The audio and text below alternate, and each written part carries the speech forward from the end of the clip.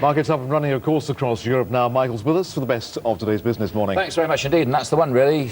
The once struggling high street icon Marks & Spencer's has smashed expectations with its latest trading figures. Like-for-like sales for the last 3 months rose by 6.8% compared to last year, with a strong performance in both general goods and food. That's more than double expectations and puts the company on track for annual profits of as much as £750 million. But that's in stark contrast to the high street as a whole. The British Retail Consortium says comparable sales fell by 1.4% last month, much worse than expected. That's as the cold snap kept people away from shops, and store owners now pinning their hopes of stronger trade over the Easter weekend. British drinks group Scottish & Newcastle has bought up a slice of Australia's booze heritage. The company's paid almost £315 million for the right to make and sell Foster's lager across Europe. Foster's says its beer is the world's fastest growing brand in a market that's struggling to expand. As far as the market's concerned, it continues actually to rise, only a little, but that's not bad. That's still a 5-year high. Mining stocks doing extremely well. And one curious thing, the Marks & Spencer share price actually went up. Normally when companies beat records, the share price goes down. Why? Because people see it's gone up in expectation and they take their profits. But this morning, Marks & Spencer's up a little. Good stuff. Michael, for now, thank you very much. Let's continue with our analysis on those results from Marks & Spencer's. Consumer experience expert Colin Shaw is in our central London studios and he joins us now live. Colin, a very good morning and thanks for talking to us here on Sky News today. So it seems that M&S is firmly back on the road to recovery. Would you agree? I think that the first signs are that yes, they are. I think what they've managed to do is that they've managed to improve their overall customer experience.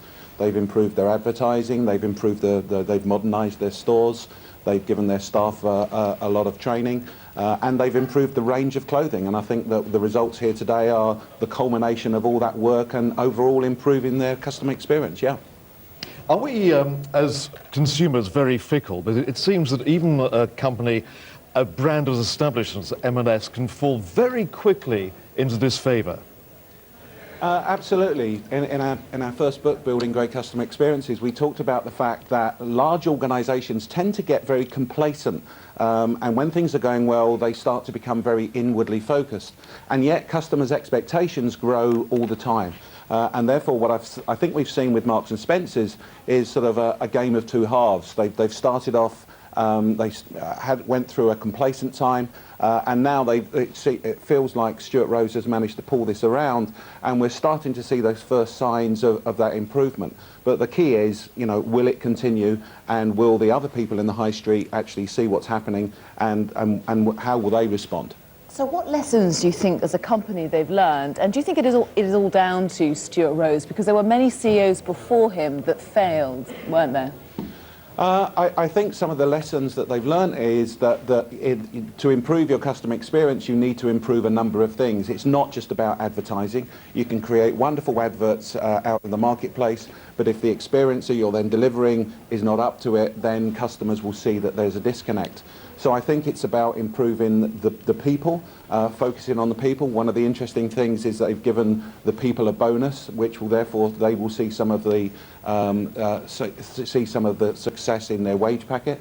I think it's about improving the advertising, improving the stores, improving the range, and therefore all those things combined to create a much better customer experience.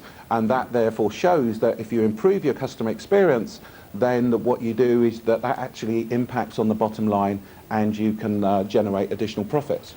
That's all very, very interesting, useful and fairly general, isn't it, Colin? If you had to draw from the Marks & Spencer experience one lesson, shall we say, for other high street traders, what would it be?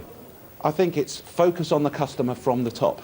All too often when we talk with our clients, the board are remote from the customer and they are too internally focused. It absolutely starts from the top. So going back to your question about, so what has Stuart Rose done? I think he's brought that customer focus into the board. He's convinced the board that this is the right approach. All too often what we see are organisations where the board say one thing, we are customer focused, but then do something different. And it's absolutely key to get that customer focus at the very top levels. We spoke to Stuart Rose a short while ago, and he said that they're not out of the woods yet. He's very much playing his cards close to his chest in terms of a full recovery and when that will be. He also said it's very important that all retailers have a good summer this year. Would you agree with him? Yes, I mean the retailers have been on the back foot for some time, and absolutely, I think that the summer period is going to be key to them. With the extended winter that we've been having, then that has absolutely affected the high street.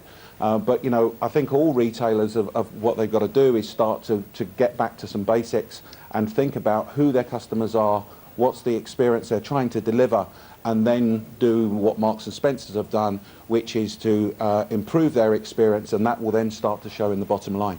So all hoping for a hot summer this year. Thank you very much for joining us. The consumer experience expert Colin Shaw talking to us there about M&S.